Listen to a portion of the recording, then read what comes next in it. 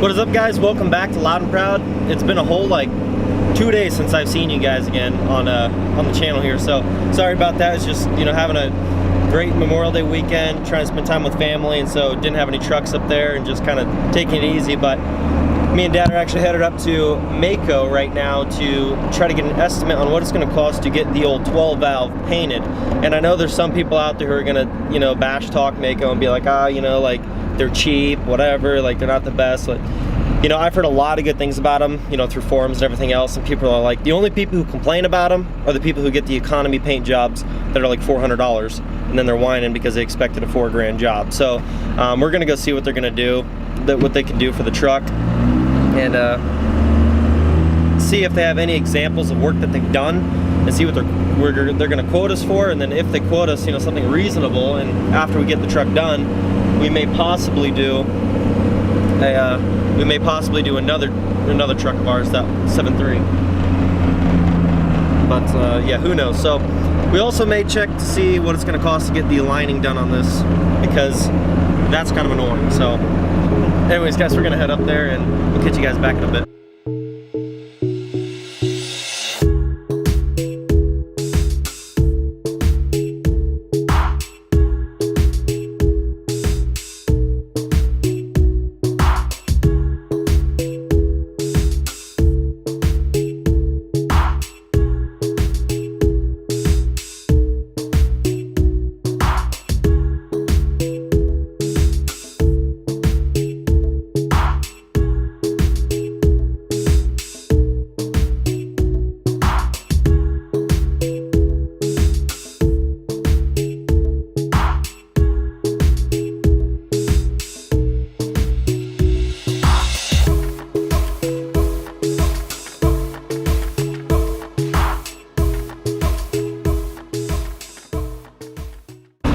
Well, we just arrived, so we're gonna run in there, try to get a quote. I'm not gonna take the camera in though, just for the sake of privacy, I guess, in the shop. But we're gonna go in there, talk with the guys, get back to you guys when we come out.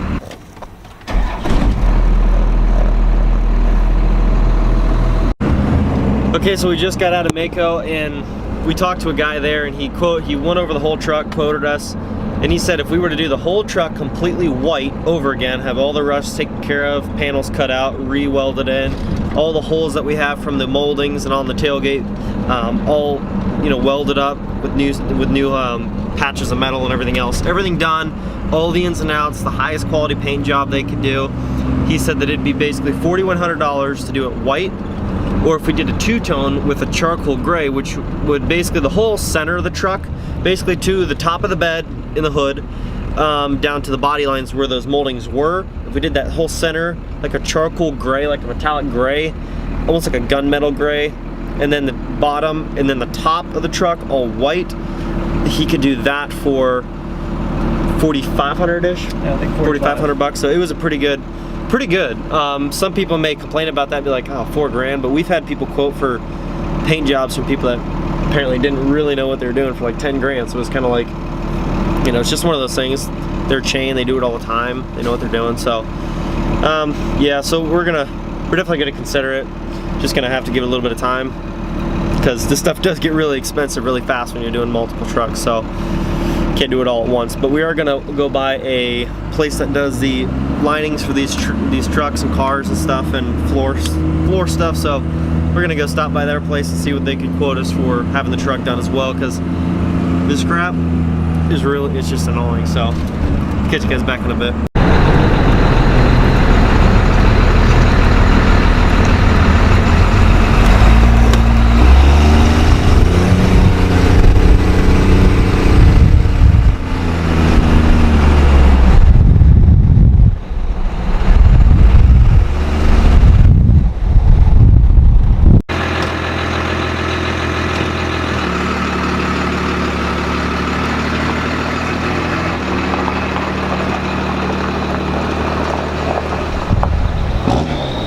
we just got back from our little trip, you know, going to check and see what it was going to cost to do body and paint work, and we also went to check and see what it was going to run us for interior work.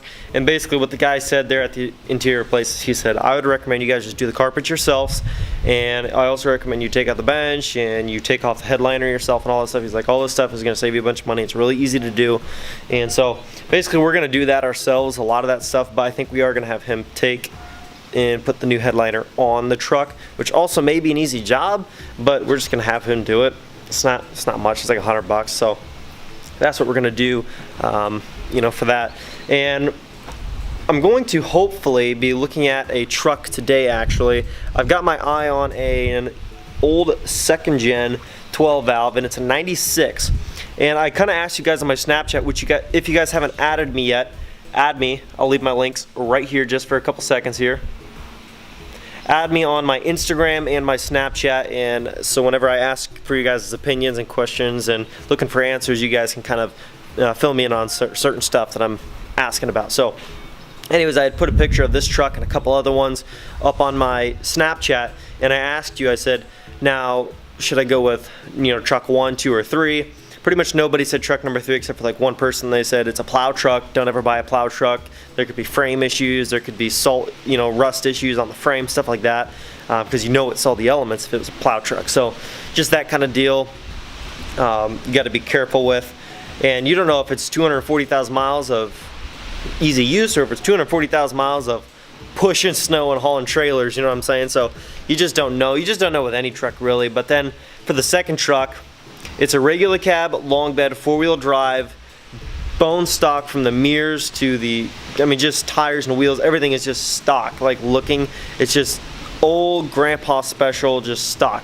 The only thing is, it's not, the paint's in pretty good shape, but there's two little spots of rust on it, and it's in front of the wheel well on the front driver's side and passenger side. There's just a couple little bubbles starting up, but that's the worst of it. There's no big mess of rust on the, you know, rear fenders and all that stuff, and in the front all the way up and around. The rockers are still there. The cab corners are really in good shape, and the frame is in really good shape. You know, the mounts to the frame of a lot of those trucks, that ends up being something somebody will overlook, is the mounts to the, you know, to the cab, to the frame. And those are usually rusted out so bad that your cab can actually start to come loose on those trucks. You gotta watch that kind of stuff. This one's actually in really good shape. He sent me pictures of all the cab mounts, and there's like not even surface rust on it. So it's like, it's really nice. But the only drawback is it's a 320,000 mile pickup truck. So it does have some years on it. So there could be little hidden things that you don't know about that may seem fine when you go to test drive and look it over, that could come back to bite you in the butt soon. But with that motor, with that 12 valve motor, and being a good block, I think it's going to be a truck that I'm probably going to have, and to be very truthful with you, maybe a year. I'm going to build it, maybe more, it just depends, but I'm probably going to buy the thing as cheap as I can, get a new paint job on it because I want a solid color. I want to paint match, I want to get a 4th gen bumper, tow mirrors and all that good stuff, and I want to paint match it all, the grill and all, and go that route. And I would like to do either like a super cool blue, a super cool like metallic, bright metallic red, like a candy apple red, or a almost like a gunmetal gray or like a silver with a lot of metallic. And I just like that look. Some people like the flat look. I'm not really a fan of just like a flat color. I think it looks a little bit plain Jane. But yeah, that's what I might do with that truck. But you know, who knows? There's a lot of things that I'd like to do, but plans can change as you get into the build. But anyways, hopefully going to be able to go look at that truck tonight.